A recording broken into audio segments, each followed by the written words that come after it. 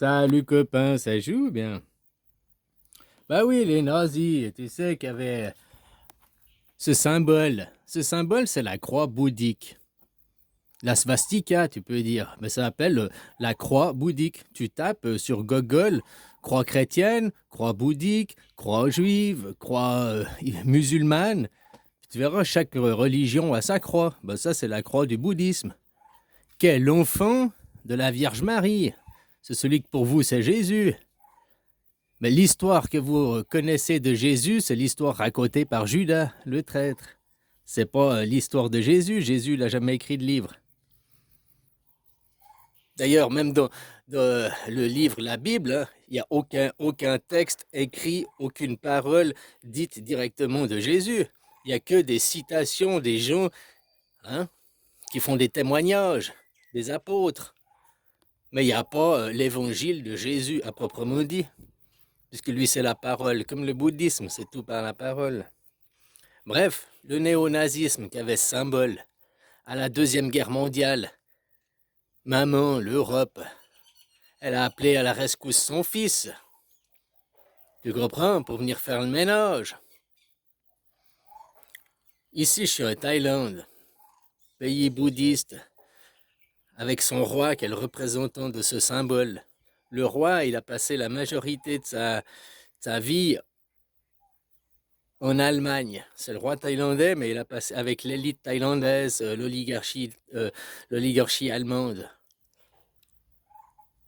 Parce que c'est son royaume toujours. Il continue à mettre en place le néo-nazisme. S'il y avait le néo-nazisme, c'est qu'avant il y avait l'ancien nazisme, hein. C'est aussi simple que ça. Et on casse pas un empire, tout un empire. Même chaque empire organise sa chute, tu comprends?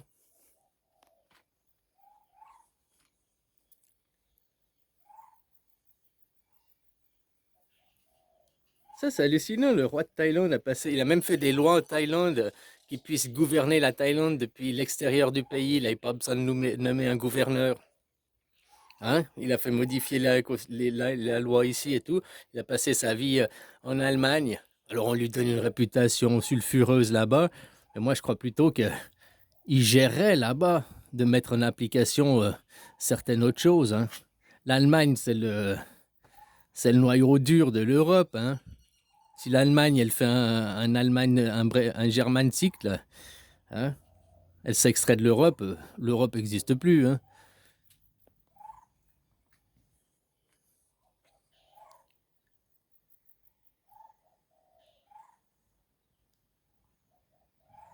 Donc voilà, c'est la mère qui a demandé à son fils de venir faire le ménage. Puis son fils, depuis, ben, hein, il garde main mise sur le royaume, quoi, pour pas que les anciens y reviennent. On peut aussi voir ça comme ça, hein.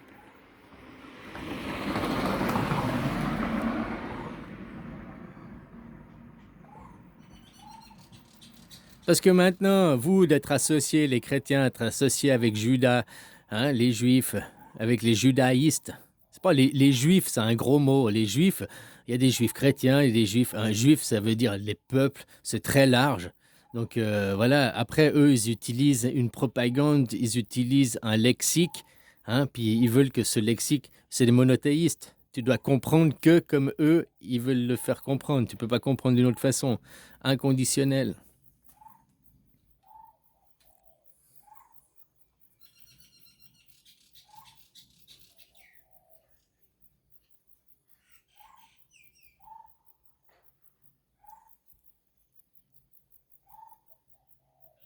Et tout ça, il y a des guerres, il y a des guerres. Je sais pas, c'est qu'à la télé. Pour de vrai, ici, là et maintenant, il se passe rien, ok? Et tout ça, c'est peut-être qu'à la télé pour instrumentaliser les gens, euh, guider les gens, on guide le troupeau. La télé, c'est pas eux. La télé font de diffuser l'idéologie des politiques, hein? Des politiques qui, eux, font que d'être les aboyeurs de ceux qui, c'est les animateurs, hein?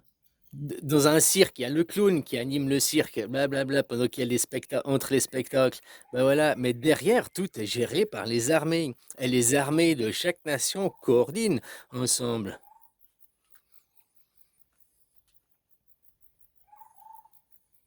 L'invention du monothéisme, il y a 3600 ans en arrière, c'est là depuis là que débutent les guerres. Mais c'est l'invention du monothéisme, pas de la religion monothéiste. Il y a des religions, il y en avait plein.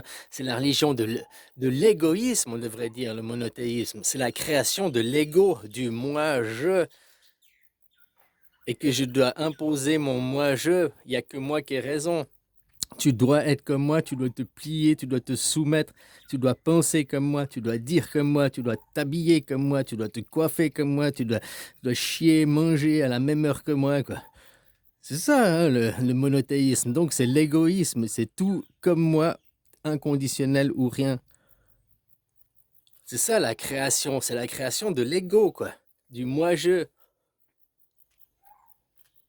Maintenant, on tue l'ego. C'est ça depuis 80 ans. Hein, la croix bouddhiste, le bouddhisme. Tuer l'ego. Faut tuer l'ego. Faut tuer le moi-je, pour arriver dans l'humanisme, du polythéisme. Sortir du monothéisme.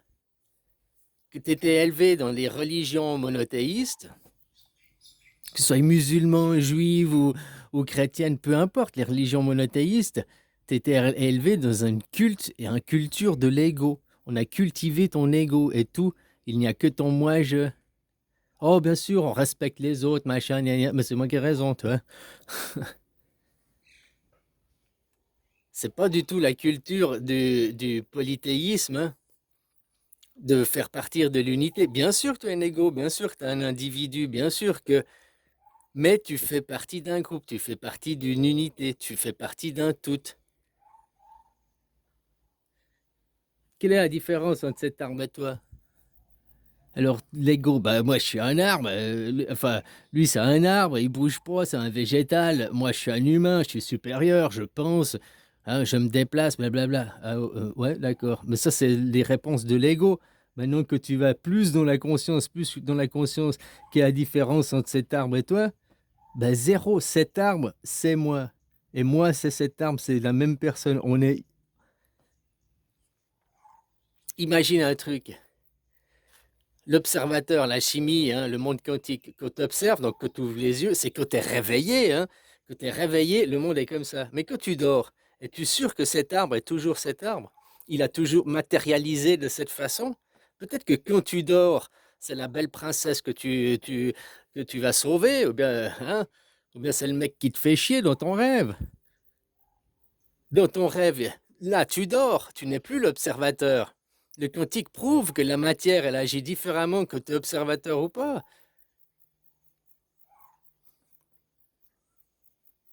Puis, sans aller autrement, qu'est-ce qui différencie cet arbre et toi? Rien. Tu vas me dire les atomes. Ah ouais, des atomes de bois, toi, tu as des atomes de chair. Ouais, mais qu'est-ce qui compose les atomes?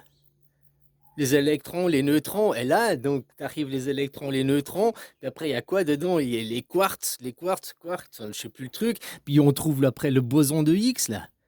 Puis le boson de Higgs, est-ce qu'il y a des bosons de Higgs pour bois, et qu'il y a des bosons de Higgs fer, il y a des bosons de Higgs humains? Non, il y a la composition des matériaux que tu remontes. Qu'est-ce qui compose cet arbre entre toi et cet arbre? Il n'y a rien, vous êtes composés, vous êtes sur la même base. Tu comprends? Donc il y a zéro différence.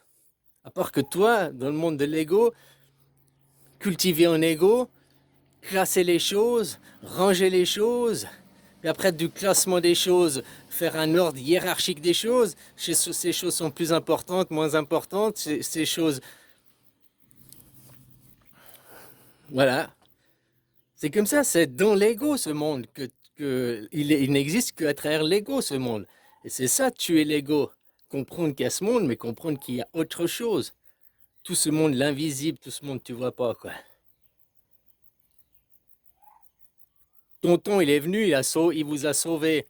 Hein, le fils, il est venu, il a sauvé la mère, machin, puis maintenant, mais, ah, tu vas me dire, mais pourquoi alors si tonton c'était le gentil, pourquoi alors maintenant tout le monde le monte du doigt, puis tout le monde il dit c'est un méchant et tout? Parce que toi, peut-être que tu réfléchis comme ça, tu réfléchis, toi, un petit homme égoïste. Ah, je veux sauver le monde, je veux qu'on m'admire, je veux qu'on me mette la couronne, hein, je suis, hein, voilà. C'est-à-dire que lui, il est venu, tonton, il a fait son boulot et il veut disparaître dans l'anonymat après. Ah, je suis mort, j'ai disparu, quoi. Comme ça, personne me cherche, je continue ma vie. Autrement, qu'est-ce que ça fait? Après, il doit aller faire des selfies, après, il va aller sur les plateaux télé, être interviewé, hein, puis après, même que tu vas chier, il y en a, ils veulent faire des selfies avec toi, quoi. T'as plus de vie privée, t'as plus de vie, quoi, après, t'es une personne publique. Donc, tu vois, que tu veux de l'ego et tout, tu cherches la notoriété, tu cherches les acclamations et tout, parce que tu les veux, quoi. Peut-être t'es une personne extravertie, lui c'est un introverti, puis lui ce qu'il est venu, il a fait un boulot, mais il veut surtout pas des honneurs, il veut surtout pas de la gloire, tu comprends? Donc autant faire de, ah ouais, je veux pas qu'on, dans le futur, je veux pas qu'on m'idéole, ne fais pas d'image de moi, c'est le premier commandement. Donc si t'arrives, c'est moi l'empereur de Rome, machin, faites des statues de moi, adorez-moi, pendant 1000 ans vous allez faire des cultes à moi, bah t'es contre le premier commandement, quoi. Tu dis que là, c'est le méchant, c'est le tyran. On fait un culte à lui. On parle, qu'on parle de moi en bien ou en mal. L'essentiel, c'est qu'on parle de moi. Et tout le temps, depuis 8 ans, on parle des nazis, les méchants, les nazis, les méchants. Ils font un culte à lui, mais sans dire qu'ils font un culte à lui, quoi. Puis lui, il cherche pas, comme je t'ai dit, c'est pas un mec qui cherche les honneurs, qui cherche la gloire. Il est venu, il a fait un taf. Puis voilà, il est rentré dans ses montagnes faire sa vie, quoi.